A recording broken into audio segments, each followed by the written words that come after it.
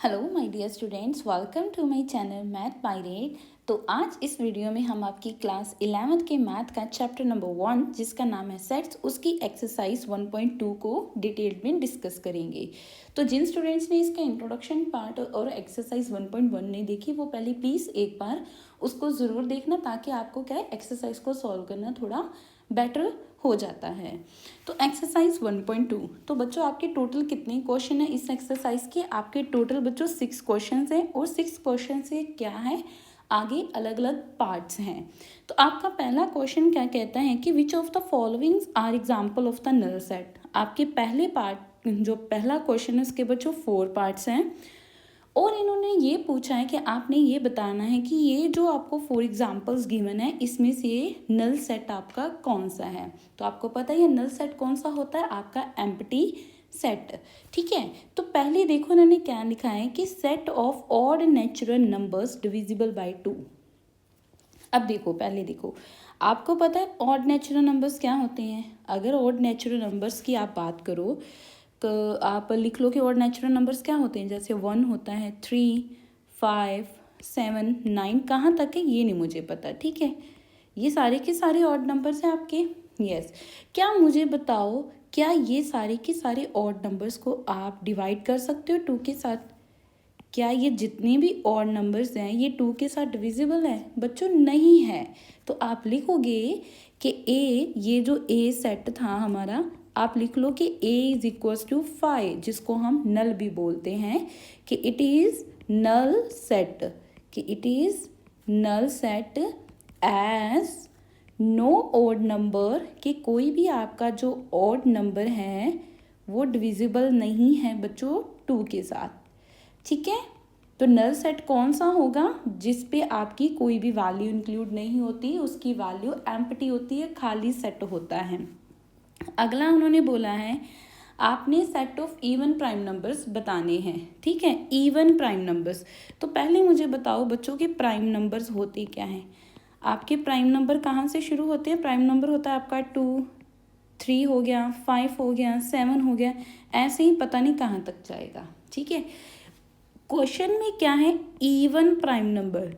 तो जितने भी आपके प्राइम नंबर है ना उसमें सिर्फ एक ही इवन नंबर होता है, डेट इज़ 2। तो लेट अस सपोज इस सेट को मैंने बी से डिनोट किया है, तो बी इज इक्वल्स टू क्या आ जाएगा? 2 आ जाएगा।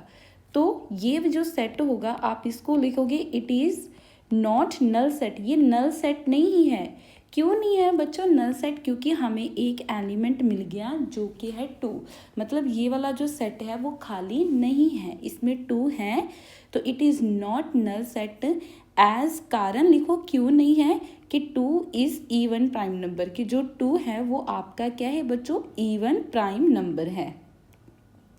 Next one is third part आपका। थर्ड में देखो क्या कहा है कि x is a natural number. ठीक है, पहले तो ये चीज़ लिखते हैं। नेचुरल नंबर आपको पता ही क्या होते हैं, 1, 2, 3, 4, 5, 6, 7, ऐसे ही सोन, ये आपके नेचुरल नंबर्स होते हैं, यही होते हैं ना। आगे उन्होंने लिखा है कि जो एक्स है उसकी इन्होंने रेंज बता दी कि जो नेचुरल नंबर है वो आपका क्या है? 5 से छोटा लेकिन 7 से बड़ा होना चाहिए। ये क्या मीनिंग हो गया बच्चों? क्या मुझे बताओ कि कोई नंबर है जो 5 से छोटा हो लेकिन 7 से बड़ा हो। उन्होंने बोला कि 5 से छोटा हो, कि जैसे मान लीजिए 5 से छोटे आपके क्या है? 1 है, 2 है, 3 है, 4। क्या ये चारों के चारों नंबर 7 से बड़े हैं? ये तो नहीं होगा ना। तो ये सेट भी आपका क्या होगा? 5 होगा। ठीक है, आप इसको भी क्या लिख लो? नल सेट है। ये भी हमारा क्या है? एम्प्टी सेट है, नल सेट है।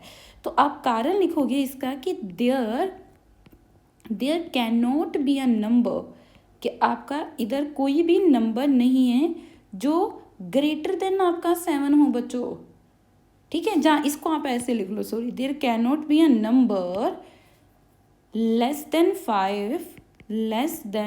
5 एंड ग्रेटर देन 7, कि जो 5 से छोटा हो और क्या है 7 से बड़ा हो। ऐसा तो कोई नंबर ही नहीं। अभी देखो 5 से छोटा कौन सा है? 5 से छोटे आपके ये वाले नंबर है। क्या मुझे बताओ ये नंबर क्या आपके 7 से बड़े हैं? नहीं बड़े हैं तो आपका ये सेट भी क्या आ जाएगा बच्चों, क्या आ जाएगा, नल सेट आ जाएगा। ठीक है स्टूडेंट्स। बच्चों मैं अगर आपका फिर भी कोई भी इंक्वायरी रह जाती है ना, अगर फिर भी कोई कन्फ्यूज़न रह जाता है ना, तो प्लीज़ मुझे कमेंट सेक्शन में ज़रूर बताना। हम क्या है आपकी जो अगली वीडियो होगी ना उसके साथ क्या है सबसे पहले डॉट सेशन ही लेकर आएंगे। तो बच्चों प्लीज़ आपसे सिर्फ यही रिक्वेस्ट है कि मुझे थोड़ा सपोर्ट करो। आपका जो क्लास 11th का मैथ है, जितनी भी एक्सरसाइजेज हैं उनको मैं क्या डिटेल्ड में आपको अच्छे से ही पढ़ाऊँगी। ठीक है, ये मेरी आपसे प्रॉमिस है कि जो भी बच्चा मेरे इस चैनल से पढ़ेगा ना क्लास 11th के मैथ का, जहाँ क्लास 12th हो, जहाँ उसकी क्लास 9th हो 10th हो, क्योंकि 9th 10th 11th 12th साथ ही हम क्या है चारों के चारों बैचेस चला रही हूँ बच्चों में, और सभी की क्लासेस क्या है फ्री ऑफ कॉस्ट है। बस आप ये है कि मैं अपने आप से 100% यही कोशिश करूँगी कि जो भी बच्चा मेरे इस चैनल से पढ़ रहा है ना उसको मैथ में 100 आउट ऑफ 100 ही लेकर आए। तो प्लीज़ मुझे एक बार अपना रिजल्ट ज़रूर बताना, जो भी स्टूडेंट्स मेरे इन वीडियो को देख रहा होगा। ठीक है, तो बस मेरे चैनल को सिर्फ यही रिक्वेस्ट है कि लाइक करो, शेयर करो और सब्सक्राइब करो। बाकी आपको मैथ में से ज़ीरो से हीरो बनाने की रिस्पॉन्सिबिलिटी आप मुझ पर ही छोड़ दो। तो जो बिना देरी किए अगले क्वेश्चन की ओर बढ़ते हैं। फर्स्ट का फोर्थ पार्ट है कि y is a common point two any two parallel line. अब इन्होंने बोल दिया कि कोई y है वो क्या है एक कॉमन पॉइंट है किन्हीं दो पैरेलल लाइंस का। अरे ये कौन से बेवकूफ़ ने क्वेश्चन डाल दिया, अब मुझे बताओ, अब मुझे थोड़ा सा सोचो। पैरेलल लाइन आपकी कौन सी होती है? ये होती है पैरेलल लाइन, दो पैरेलल लाइंस हैं।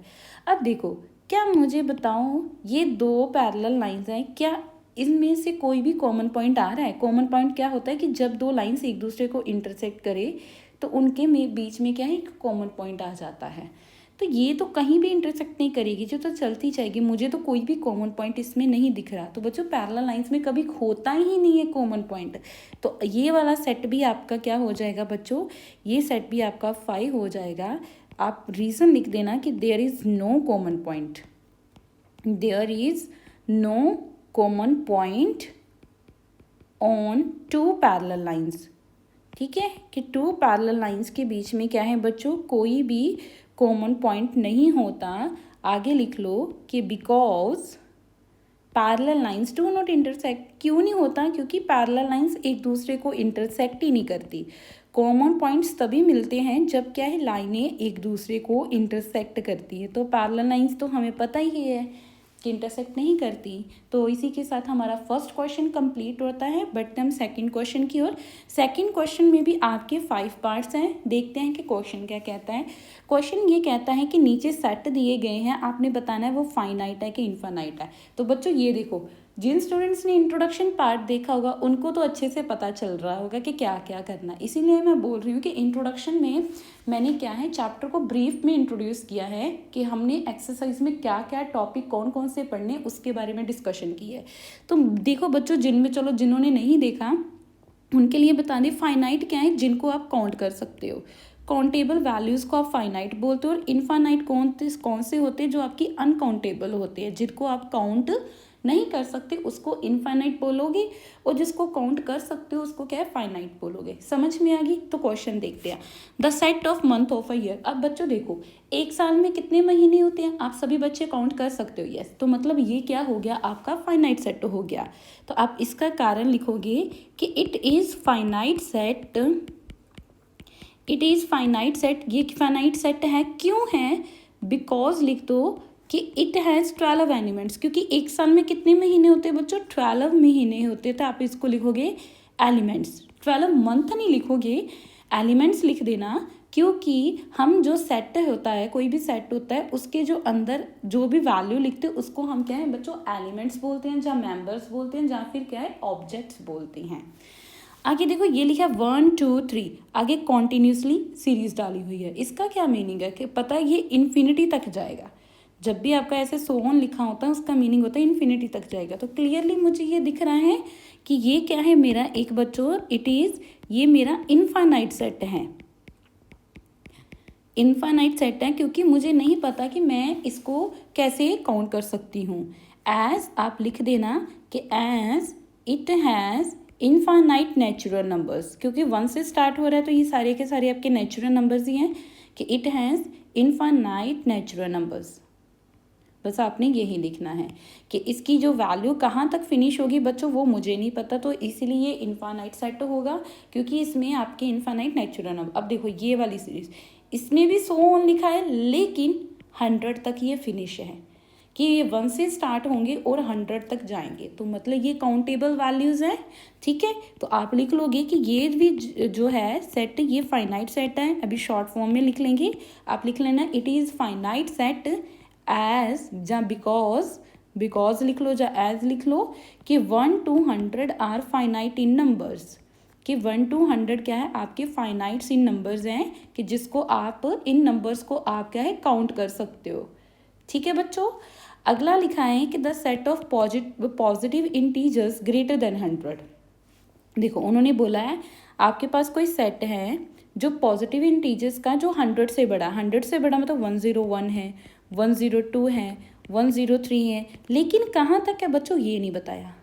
अगर ये होता तो ये, अगर देखो बच्चों, तो अगर बताया ही नहीं है इन्होंने कहाँ तक जाएगा तो ये क्या हो गया आपका इनफाइनाइट सेट हो गया। इट इज़ इनफाइनाइट सेट है ये आपका क्या है बच्चों इनफाइनाइट सेट है। एज कारण लिख दो कि it has infinite number of elements. इसमें क्या है आपके जो एलिमेंट्स हैं वो क्या है इनफाइनाइट है। बच्चों अगर इसी क्वेश्चन को मैं थोड़ा मॉडिफाई कर दूँ, अगर इधर ग्रेटर देन की बजाय लेस देन लिखा होता कि लेस देन 100, अगर लेस देन 100 होना था आपका 1 2 से लेकर 100 तक हो जाना था, तब ये वाला सेट आपका फाइनाइट बन जाना था क्योंकि लेस देन 100 हम 100 वैल्यूज़ तक काउंट कर सकते हैं ना, लेकिन ग्रेटर देन 100 कहाँ तक जाना ये मुझे नहीं पता, तो ये वाला सेट क्या हो गया आपका इनफाइनाइट हो गया। अगला उन्होंने लिखा है the set of prime numbers less than 99। इन्होंने कहा कि आपका 99 से जो छोटे हैं आपने वो प्राइम नंबर्स का सेट बताना है। तो बच्चों आपको पता ही है कि 99 से जो छोटे हैं टोटल आपके प्राइम नंबर्स कितने हैं वो 25 है, मतलब उनको आप काउंट कर सकते हो। अगर आपको 25 याद भी नहीं तो कोई बात नहीं, लेकिन आपको पता है कि ये वाली वैल्यू काउंटेबल है, हम काउंट कर सकते हैं कि 1 है 3 है 7 है, सॉरी 1 है 3 है 5 है 7 है, ऐसे ही क्या है हम इसको क्या है अप टू 99 तक हमारे जो प्राइम नंबर्स उनको हम काउंट कर सकते हैं। अगर काउंट कर सकते हैं तो बच्चों ये वाला जो सेट होगा वो क्या होगा फाइनाइट सेट होगा। आप लिखोगे कि it is finite set because लिखो कि प्राइम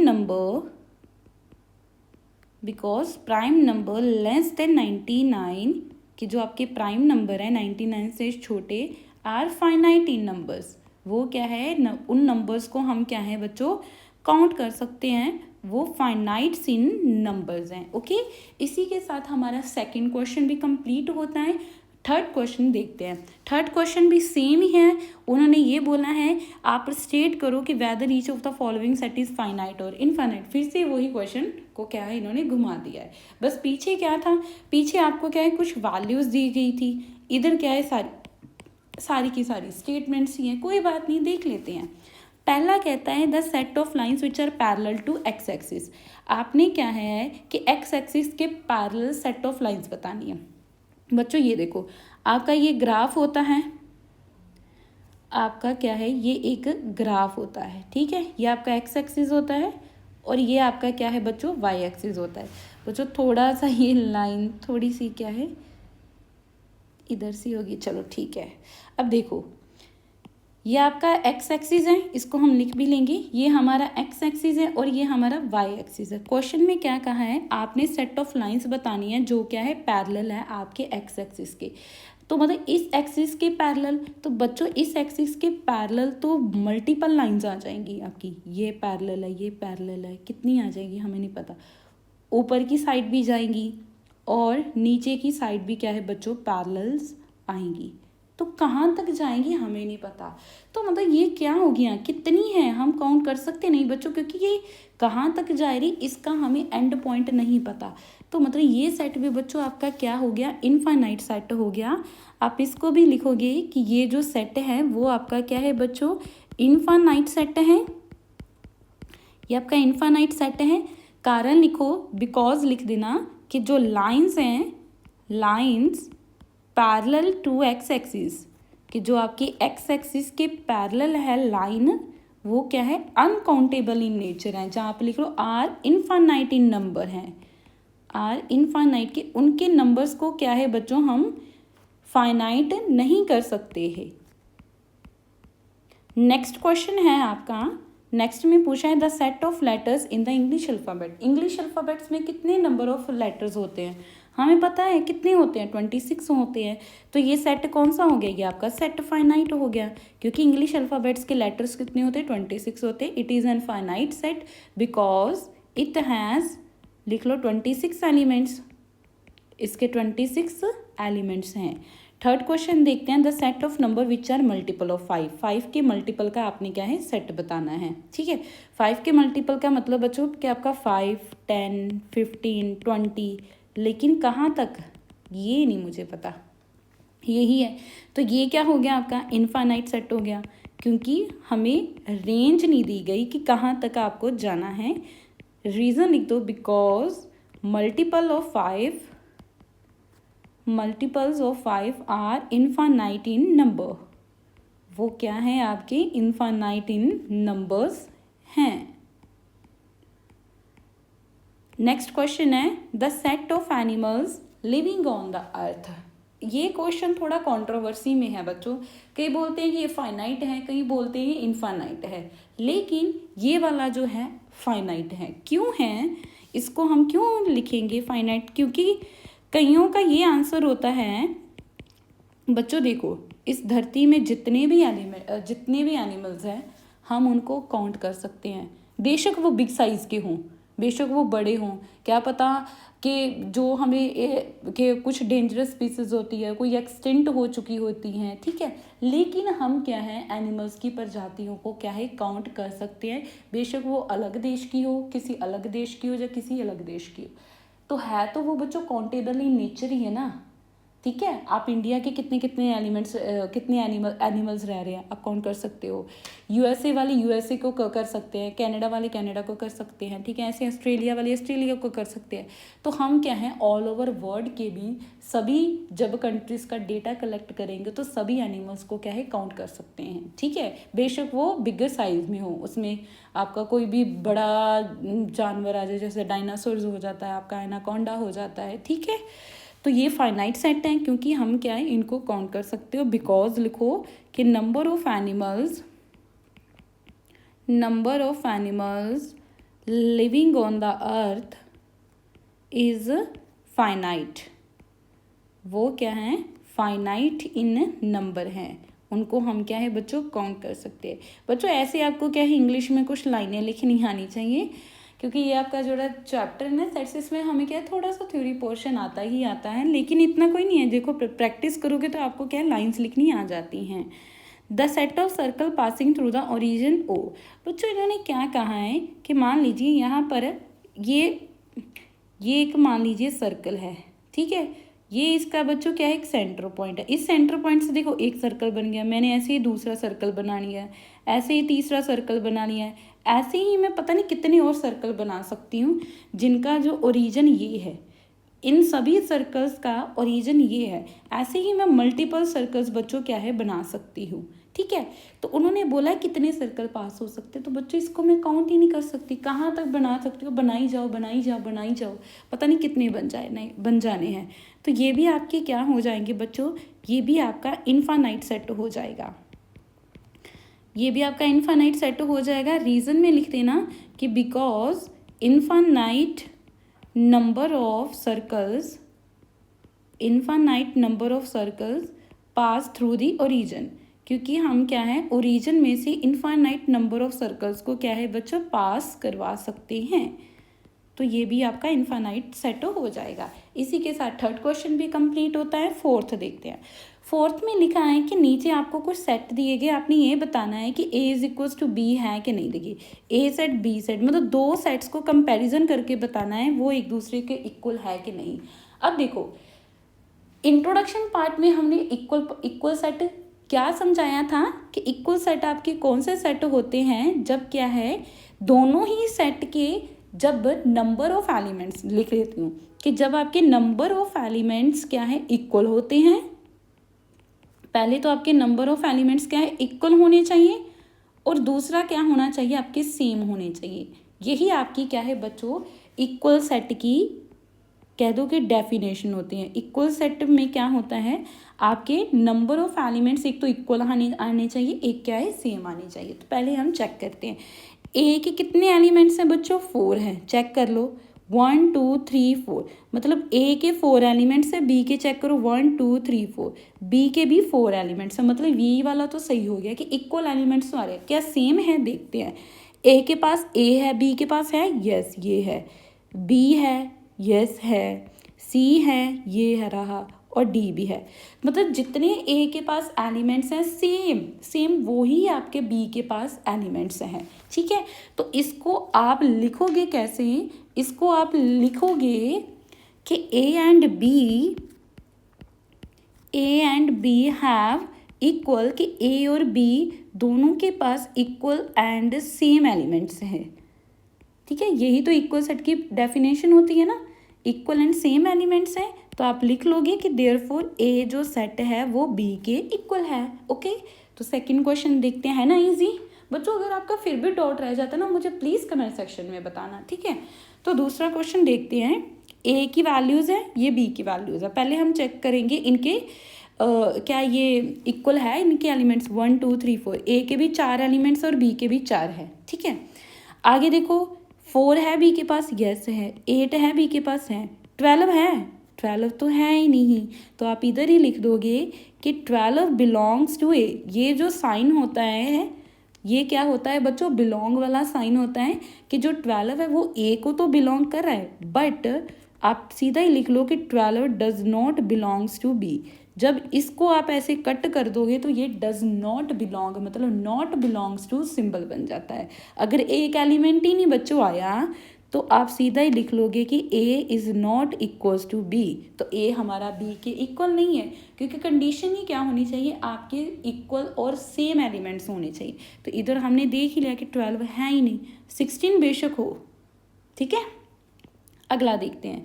अब देखो ए सेट में क्या है, आपके वैल्यूज़ लिखी है 2 4 6 8 10, कोई बात नहीं। लेकिन बी को क्या, मतलब ए की आपने क्या है, ए को उन्होंने रोस्टर फॉर्म में दिया है और बी सेट को उन्होंने क्या है बच्चों, सेट बिल्डर फॉर्म में दिया। तो पहले हम इस सेट बिल्डर फॉर्म को रोस्टर फॉर्म में लेकर आएंगे। ठीक है, तो पहले आप सीधा ही ऐसे बी वाली वैल्यू को लिखोगे हम, कि बी की वैल्यू क्या है आपकी, देखो x such that x is positive even integers है, इवन इंटीजर्स है, पॉजिटिव है, और एक्स की वैल्यू है वो 10 से छोटी और इक्वल होनी चाहिए। तो 10 से छोटे वाले जो आपके इवन नंबर है कहाँ से शुरू होंगे, पॉजिटिव वाले 2 से। तो 2 हो जाएगा, 4 हो जाएगा, 6 हो जाएगा, 8 हो जाएगा, और लास्ट में बोला है कि 10 के इक्वल भी एक्स, तो 10 भी हो जाएगा। अब ध्यान से देखो ए और बी को, 2 4 6 से 10, 2 4 6 से 10, दोनों के पास 5 एलिमेंट्स हैं और सेम है, सेम मतलब A is equals to B आ जाएगा। इधर भी आप लिखोगे कि A and B have equal and same elements, इनके पास इक्वल और सेम एलिमेंट्स हैं। तो देयरफॉर आप लिख लोगे कि देयरफॉर ए आपका क्या है, बी के इक्वल आ जाता है। फोर्थ इसका पार्ट क्या कहता है कि अब ए वाले सेट को इन्होंने सेट बिल्डर फॉर्म में दिया और बी वाले सेट को क्या है, रोस्टर फॉर्म में दिया है। तो सबसे पहले हम इस ए सेट को क्या है, रोस्टर फॉर्म में लिखेंगे, क्योंकि रोस्टर फॉर्म लिखने से हमें क्या है, क्वेश्चन को सॉल्व करना थोड़ा ईजी हो जाता है। तो a इज इक्वल्स टू क्या कहा है कि x such that x is a multiple of 10, कि x की जो वैल्यूज़ है वो मल्टीपल होनी चाहिए 10 की। 10 के मल्टीपल क्या है, 10 है, 20 है, 30 है, 40 है, लेकिन कहाँ तक है वो नहीं पता, मतलब 100 आप लिख लोगे। तो पहले मुझे ये बताओ, देखो देखने से मुझे पता चल गया कि ये 100 लिखा है, मतलब इसके जो नंबर ऑफ एलिमेंट्स हैं वो सेम नहीं है, तो ये तो इक्वल आएगा ही नहीं आएगा। दूसरा कारण क्या है, अगर आप ध्यान से देखो कि 10 ए के पास भी है, बी के पास भी है, 20 भी बी के पास है, 30 भी बी के पास है, लेकिन जो बी के एलिमेंट्स है 10 15 और 25, क्योंकि इधर तो सारे 10 के मल्टीपल ही है, कि जो आपका 15 है वो बी के पास तो है लेकिन ए के पास नहीं है। तो आप इसको ऐसे लिखोगे कि जो आपका 15 है, 15 belongs to B, but 15 does not belongs to A. तो देयरफॉर लिख लो कि A is not equals to B. आपका ए बी के इक्वल बच्चों नहीं है। तो अब बढ़ते हैं हम अपने फिफ्थ क्वेश्चन की ओर। फिफ्थ क्वेश्चन का क्या कहता है, उन्होंने लिखा है कि are the following pair of set equals, give reason. A और बी सेट बताए, उन्होंने बोला है कि क्या ये एक दूसरे के इक्वल है। अगर इक्वल है तो आपने क्या है उनका रीज़न देना है। तो कोई बात नहीं, दे देते हैं। अब देखो ए की वैल्यू क्या है 2,3 है। बी का इन्होंने सेट बिल्डर दे दिया कि X such that X is a solution of, आपकी एक पॉलिनोमियल दी है। हमने क्लास 9th 10th में क्या है पॉलिनोमियल इक्वेशन को सॉल्व करना सीखा था। अगर स्टूडेंट्स को भूल गए हैं तो दोबारा हम क्या है इसको सिखा देते हैं। ये आपकी क्या है इक्वेशन है, पॉलिनोमियल गिवन है। क्या करना होता है, मिडल टर्म को आपने स्प्लिट करके लिखना होता है, ठीक है। और फर्स्ट टर्म को एज इट इज लिख देना और लास्ट टर्म को भी एज इट इज लिख देना। +6 है तो +6 लिखेंगे, मतलब आपने ये टर्म एज इट इज जो लास्ट कांस्टेंट टर्म है उसको एज इट इज लिख देना। अब फर्स्ट टर्म के साथ कोफिशिएंट कौन सा है, 1 ही है। अगर कुछ नहीं लगा 1 को 6 के साथ मल्टीप्लाई करो, क्या नंबर आता है 6 आता है, ठीक है। मतलब अब आपने ऐसे दो नंबर्स ढूंढने हैं कि जिनको मल्टीप्लाई करके 6 आए और उनको प्लस माइनस करके आपकी मिडल वैल्यू आनी चाहिए। तो मुझे पता है बच्चों 2 × 3 ही 6 होता है और 2 + 3 ही आपका क्या है 5 होता है। 2 × 3 ही 6 होता है, 2 + 3 5 होता है। पॉजिटिव वैल्यूज़ है तो मतलब हमारे सारे पॉजिटिव ही होंगे। तो आप इधर लिख लोगे कि प्लस आपका 2x प्लस आपका 3x और ये प्लस हो गया। बाद में आपने पहले 2 पेयर कर लेने और लास्ट वाले 2 पेयर कर लेने हैं। फिर क्या करना है, आपने इन दोनों में देखो जो कॉमन है उसको बाहर निकालो। दोनों में x कॉमन है, मैंने x निकाली, अंदर क्या बच गया x + 2। फिर इसको देखो आप, इसमें क्या कॉमन है, इसमें सिर्फ 3 कॉमन है, दोनों ही 3 का मल्टीपल है। 3 बाहर निकला, 3 1 और 3 2, ठीक है। अब देखो x + 2 आपका सेम आ गया, मतलब आप इक्वेशन को सही कर रहे हो। अब आप इस x + 2 को बाहर निकाल लो, दोनों में कॉमन है तो अंदर वैल्यूज़ कौन सी बच गई आपकी x + 3 बच गई। तो इसके वैल्यूज़ क्या आ जाएंगे बच्चों, जब आप इसको = 0 लिखोगे x की वैल्यू आपकी -2 आ जाएगी और -3 आ जाएगी। तो बच्चों मुझे b के पॉइंट्स मिल गए कि b की वैल्यू क्या है आपकी -2 है और -3 है। तो बच्चों देखने से पता चल गया कि a की वैल्यू 2 3 पॉजिटिव है और b की वैल्यू 2 3 नेगेटिव है, मतलब ये इक्वल नहीं है। तो आप इसको ऐसे लिखोगे कि जो 2 है वो बिलोंग कर रहा है a को, लेकिन जो 2 है वो बिलोंग नहीं करता b को। -2 b को बिलोंग कर रहा है लेकिन -2 a को बिलोंग नहीं कर रहा। आप कुछ भी एक रीज़न लिखोगे, ठीक है। तो देयरफॉर आप लिखो कि therefore a is not equals to b। अगला क्वेश्चन, अब देखो दोनों ही सेट बिल्डर में दिए हैं x is a letter of word in a follow. आपको मैंने पहले भी बताया था, ये इंट्रोडक्शन वीडियो में भी देखा था हमने, कि जब भी हमने रोस्टर फॉर्म में सेट को लिखना होता है, जब भी हमने रोस्टर फॉर्म में सेट को लिखना होता है, हम रेपिटेशन नहीं लिखते। हम कोई भी वर्ड को या कोई भी नंबर को रिपीटेडली बच्चों नहीं लिखते कि एक वर्ड या एक नंबर एक ही बार लिखा जाता है। तो ये हमारी क्या है, ये हमारी सेट बिल्डर फॉर्म है। हम इसको पहले रोस्टर फॉर्म में लेकर आएंगे। तो बच्चों देखो फॉलो को F लिख लिया, फिर हमने O लिख लिया, फिर हमने L लिख लिया। अब ये L दूसरी बार है, हम इसको कट करेंगे। O हमने ऑलरेडी पहले लिख लिया, हम इसको कट करेंगे। अकेला क्या बच गया W। तो ये हमने फॉलो लिख लिया। ये फॉलो को सेट बिल्डर में ऐसे ही लिखते हैं क्योंकि स्टेटमेंट में हम इसको ऐसे ही लिखेंगे, लेकिन जब इसको हम क्या रोस्टर फॉर्म में लिखेंगे तो जो रिपीटेड वर्ड है उसको आप क्या है बच्चों कट कर दोगे। तो वॉल्फ को कैसे लिखोगे, वॉल्फ एज इट इज हो जाएगा, W लिख लिया, O लिख लिया, L लिख लिया और F लिख लिया, क्योंकि कोई भी वर्ड आपका इसमें रिपीट नहीं हो रहा। अब ध्यान से देखो, W है,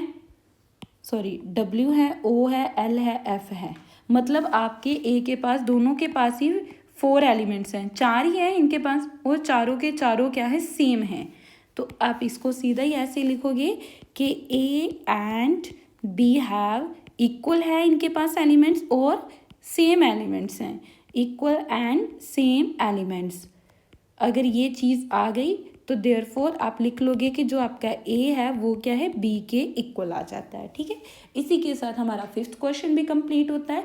बढ़ते हैं इस वीडियो के लास्ट क्वेश्चन की ओर, और जो आपका एक्सरसाइज का भी लास्ट क्वेश्चन है। ठीक है, तो देखो क्वेश्चन में क्या, इससे पहले मैं ये आपसे सिर्फ ये रिक्वेस्ट करना चाहूँगी कि अगर आपको मेरी वीडियो प्लीज़ अच्छी लग रही है, आपको मेरा पढ़ाना अच्छा लग रहा है, समझ में आ रहा है, तो प्लीज़ मेरे चैनल को सब्सक्राइब करो, अपने दोस्तों के साथ शेयर करो और लाइक करो। मुझे फीडबैक ज़रूर देना बच्चों। अगला क्या है कि from the set given below, आपके पास ये ए से लेकर एच तक सेट हैं, सिलेक्ट इक्वल सेट्स। आपने क्या है, इन सभी सेट्स में से देखना है कि कौन कौन से सेट एक दूसरे के इक्वल है। तो सबसे पहले हम क्या है, ए से ही स्टार्ट करेंगे। देखो सबसे बड़ा सेट हम चेक करेंगे, तो सबसे बड़े सेट आपके ए बी सी डी ही है। ठीक है, कि जिसके नंबर ऑफ एलिमेंट ज़्यादा है हम उन्हीं से क्या है क्रॉस चेक करेंगे। अगर बच्चों देखो पहले तो इसके क्या है, हम एक लाइन लगा देते हैं ताकि आपको क्या है, इधर हम लिख लेंगे कि कौन कौन से आपके इक्वल सेट हैं। देखो अगर मैं ए को करूँ तो ए को बच्चों मैं बी के साथ कंपेयर कर सकती हूँ, सी के साथ और डी के साथ। मैं ई एफ जी एच को ए के साथ कंपेयर नहीं कर सकती। ठीक है, कि ए सेट को इन चारों सेट के साथ कंपेयर नहीं कर सकती। क्यों?